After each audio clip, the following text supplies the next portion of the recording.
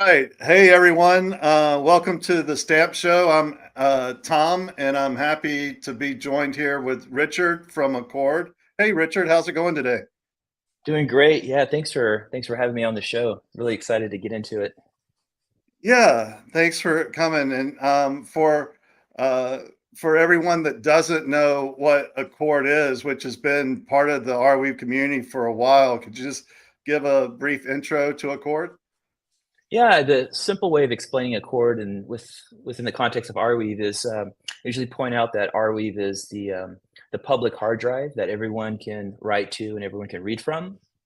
And what Accord brings to that is we bring like this encryption, file management, and composability layer to Arweave so that you can create these private kind of like vaults, which are similar to like buckets and S3, AWS. And within these vaults, you can do different kinds of things like encrypt your data or work with different primitives for like file system, things like that, or even create like business processes and things like that and embed those within your vaults. So that's kind of in a nutshell what we're doing. Very cool. And it's also kind of a hybrid between Web 2 and Web 3 because people can really sign up in Accord and use, kind of fiat currency to manage their data and upload their data and stuff like that. What really kind of drew you to that kind of approach? Well, I think maybe it's a combination of things. So it's kind of like in my experience with technology, which is probably 30 years of being a developer, working with the enterprise and working with startups and working with different kinds of companies.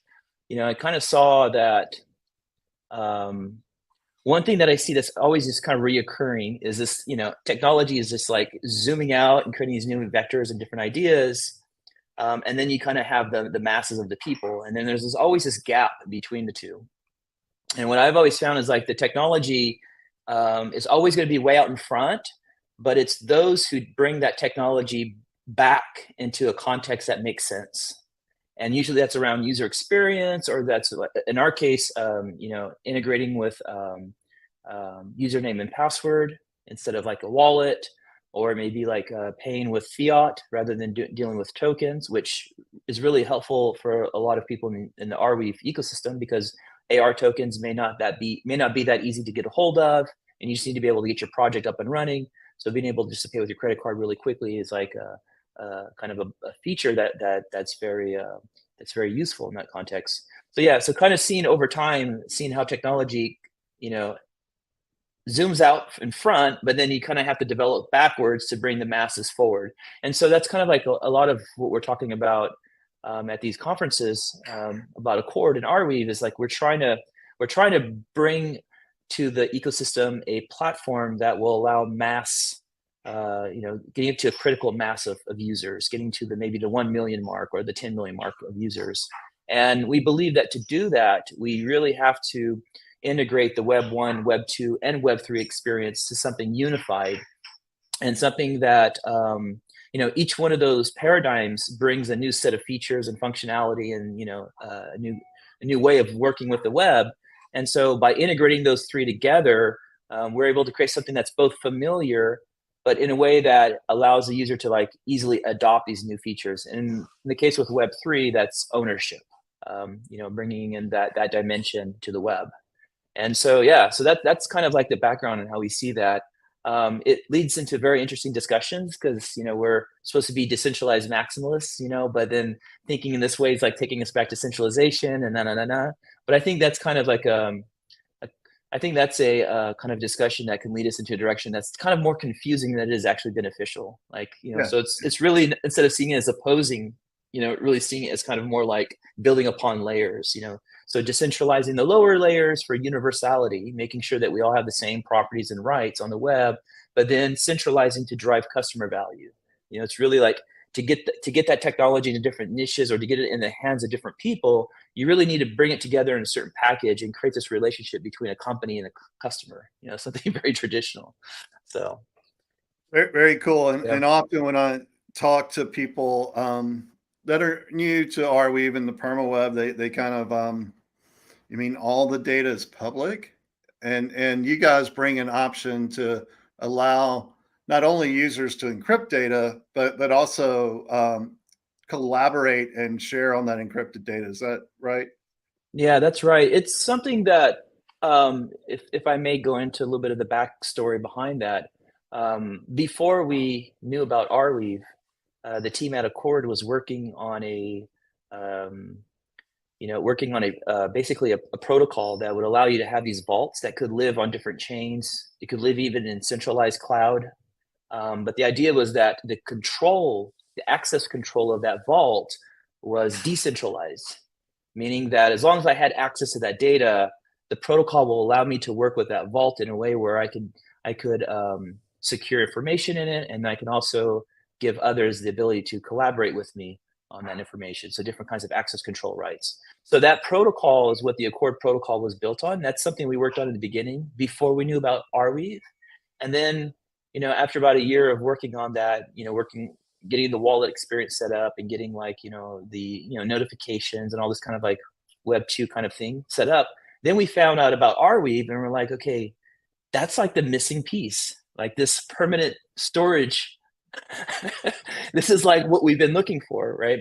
So it took us about, I don't know, half a year or so to kind of like figure out how to get that migrated over, but it worked out really well. And then it just ended up being kind of like this new protocol on top of Arweave. And that's been, you know, the core protocol has been in place, but we have just been building on top of it.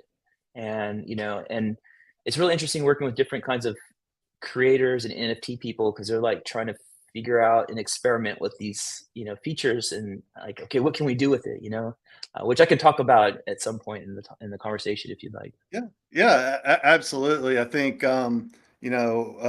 had the pleasure of connecting at a couple of conferences the last few months, and some of our discussions were really around the creator economy. And of course, Sam also, the kind of one of the founders of Arweave, talked about how Arweave can be kind of the entry point for creators, and with tools like the universal data license Yeah. and being able to kind of, you know, license your work, and Accord and other platforms can help creators get on the Arweave in a sane way. But have you given more thought to kind of just the creator community and just how to empower them to leverage Arweave, so that they, really have clear rights to their content that's well transparent and defined, so that they can engage with consumers in a way that gives them more control, I guess, if that makes sense. Yeah, I mean, so to kind of talk about the origins of the Accord protocol, there was like, like on a board, we kind of like brainstorm, and then we kind of distilled it down to like, okay, what are like the main things that we're trying to solve here, right? And so when we were designing Accord protocol, the three things that we came up with was, one was privacy, so being able to control privacy around that data. The second one was consent, so being able to have an audit trail and being able to kind of create this handshake between people, like, yeah, I trust you with this data, you have access to it. Okay, I have access to it. Cool. So kind of like this protocol in between. And the third one was ownership. And it's like, how do you kind of within the bigger question is, how do you take something like data that's ephemeral, that's kind of just like living out on all these like different systems out there in the cloud, or blockchains in our case, and how does that become something that's tangible enough that you can own? And that last one, ownership, was something that we didn't have an answer to. Like, we didn't feel like we had a complete answer to it. But one component to that answer was permanent data. It was just having the ability of having something, that we can always go to, refer to, that's always available, that's perpetual, that is immutable, and things like that, right? Those properties. So that like solved half the problem of the ownership. And then when you guys released the UDL and the UCM, which Universal Data License, and the Universal Content Marketplace, like when those things came out, we just saw that as like, okay, that's the other half of the ownership puzzle. Like, that's really, so now kind of like with these all together, so I have data that I can protect. I can decide who gets to see it and use it and share it with. And I have like some permanency behind it. I have some property rights assigned to it, and I have a way to exchange it and trade it and sell it and list it. Like, okay, so now we've got that. Now we've wrapped the whole thing together. And so, like, I think now with those tools, those basic primitives in place, now we have the space for these creators to come in and start working with it. Because I think in the past, NFTs, if we just consider NFTs as just containers, Yeah. right? They're just containers. That's all it is. It's a tokenized container. What you put into it is now something that can be private, consent driven, ownership driven, has property rights, so now it has all those properties. Okay, so now I think NFT creators and web are, creators, they have something that they can, explore and build with. And we're starting to see some examples of that, just around Akord. I mean, there's so many different examples. If you go to our blog, we have some case studies that we wrote about some of these examples. One of them I think is really interesting. One of them is this project in Southern California. That's, the owner of the project, he was a startupper and he sold his company, did the whole thing. And then he ended up buying an observatory, right? So he's got this telescope in Southern California, right? And so he's just taking pictures of the stars and mapping all this data and stuff like that. And then he makes that data available to like NASA and scientists and researchers, right? And so he's been watching the NFT space for some time. And then he started seeing what we're doing with Akord. He's like, okay, now I got this container with these properties that I could put this data in and I could fundraise with it. I can sell these, maps and photographs of stars. And then that data can become monetizable. You can license that data and create these revenue streams around it. So it's exactly what you guys are pitching with the UDL and UCM. And we're just trying to bring that out to more and more, creators and content producers and things like that. And I think the sky, in that context, the sky is the limit. Very, very cool. And also, in Singapore, you talked a little bit, I think, about this project that you're working on called R-Tape, that kind of combines vaults and UDL and UCM.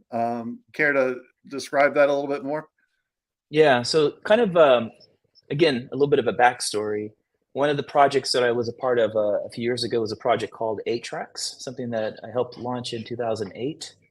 And this was when the music industry was still trying to sort out what to do with file sharing, right? So like music was being shared and traded on decentralized networks at that time.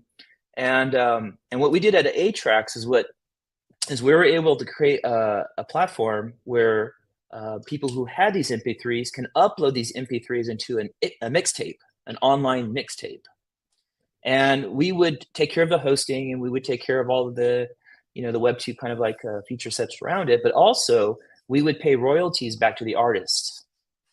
Okay, so it gave a platform where people can share their music legally and still have this kind of like, compensation for the artists. So this was like kind of like, okay, maybe this is the kind of like in between of the two extremes that we're seeing at that time.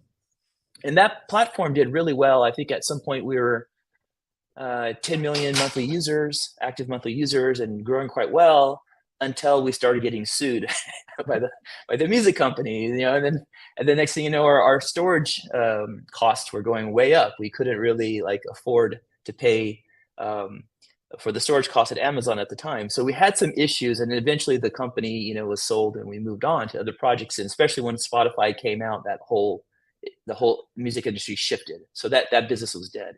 However, what I learned from that experience was that community-driven mixtapes for music was like the love in the community around that project was immense. I've never seen that before. Yep. There's a strong connection that people have with their music, and being able to put together like a little mixtape and share it with their friends, but also share it online to where it kind of like blow up and kind of like go viral. This was amazing, and I saw this happen. And fast forward today, I see that same kind of like approach as something very interesting to like the NFT markets. And if you think about those NFTs as being containers, well, they could be containers of art, of photography, of like music, of text and things like that. And the question is how do you get those NFTs or that content to the right people? And I think that this kind of like mixtape approach is very interesting to apply. So if you take the original music mixtape, you have a very strong kind of like connection with the we call it the curator, the person putting together that mixtape. And then the people listening to it, you know, there's another connection to it. So those mixtapes represent some type of social capital.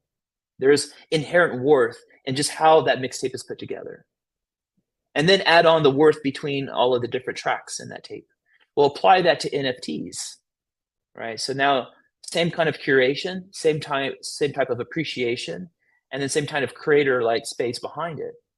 And so what makes it different today as well is, okay, so we were sued because music labels want control. Well, if we have a UDL, then the artists have control. Well, that's kind of nice, right? And the second part was we couldn't afford all of the streaming and storage costs. Well, we got this really great project called Arweave, right? So you're solving that problem as well, right? And then you have this other problem in today's space, which is how do you get the NFTs out to the right people? And that's where this mixtape concept applies really well. So that's the project that we're building on top of Akord right now. It's a project called RTape. And the idea is to create these mixtapes of NFTs that are shareable, playable, viewable, and also, if I use the right word, consumable, right? So if you were to build a mixtape as a curator with, let's say, 9 songs on it, like I could be following you because I like your taste in music. And then if I see something I like, you know, I could somehow buy that NFT, or I can kind of pay a streaming fee, or I can kind of do something that would compensate the creator. But you as a tastemaker, or sorry, yeah, you as a tastemaker would also have like a little kind of like commission from that. So it's creating this kind of like flywheel approach to getting this content to the right people and using the mixtape approach to do it. And so that's another project that we're working on. Very cool. Yeah, I can see a lot of value with that, and the UDL and UCM kind of are two pieces that can help make that. And the other thing, you know, I just want to mention is your developer SDK. So everything that you built on Accord, you have an SDK to. So like you're building our tape, other developers can leverage the same features of Accord through the SDK and build applications on Arweave. Is that right? Yep. That SDK is called Akord.js. Akord.js. Cool. Yep. Yeah, and Akord.js. So it's kind of like it's a really important piece in the Akord stack, because a lot of encryption and transaction signing and protocol, you know, kind of like housekeeping and all of that kind of stuff is managed by Akord.js on the client. You know, so for example, like if there's a private vault on our Arweave, and if we want to access that private vault, well, we need to do, you know, we need to work with the protocol to see where, you know, the data is at, to see how it's been organized. And then we need to do decryption on the client side. And then when we send stuff back to the vault, we need to encrypt it on the client side and send it back. And then we need to sign a bunch of transactions to make sure that the protocol is properly formatted and constructed, right? So a lot of that heavy lifting is done by Akord.js. Got it. Yeah, you could certainly do it yourself, but it, you know, it just saves you a lot more time just doing Akord.js. Yeah, 100%. Yeah. But Akord.js also handles a lot of the like it'll handle like calls to the API. It'll handle like the username, password, handle the wallet for you. You know, like all this is kind of integrated together in one SDK, like you said. So. Nice. Well, this has been awesome. Really appreciate all the background and context, and very excited to check out our tape when that's ready to go. And then, is there a great way for folks to get in touch with you, or Obviously, I'll drop Akord and the links to the SDK in the show notes. But anything about um, you know last comments before we close out? Yeah. Um, Sign up for Accord. You'll get 100 megabytes of free space on the permaweb. So that's really easy to take advantage of right now. If you like to reach out, I'm on Twitter at arsy.org or on the Discord channel for Accord. So happy to engage in any conversations and help anyone who'd like to jump into it. Yeah, and thanks for having me on, and thanks for all the effort you guys are doing on the UDL, UCM, on Arweave. Like it's great stuff. Yeah, thank you. Yeah, I think our team's got another revision of UDL because we got a lot of comments and feedback, and should be coming out in the next week or so. So yeah, it's a super fun time. Still, like you said, I think the primitives are landing, and there's a lot of Yep. opportunity to build to close that gap. So it's an exciting time. So thanks Yeah, again. definitely. Really enjoyed it. Yeah, thank you.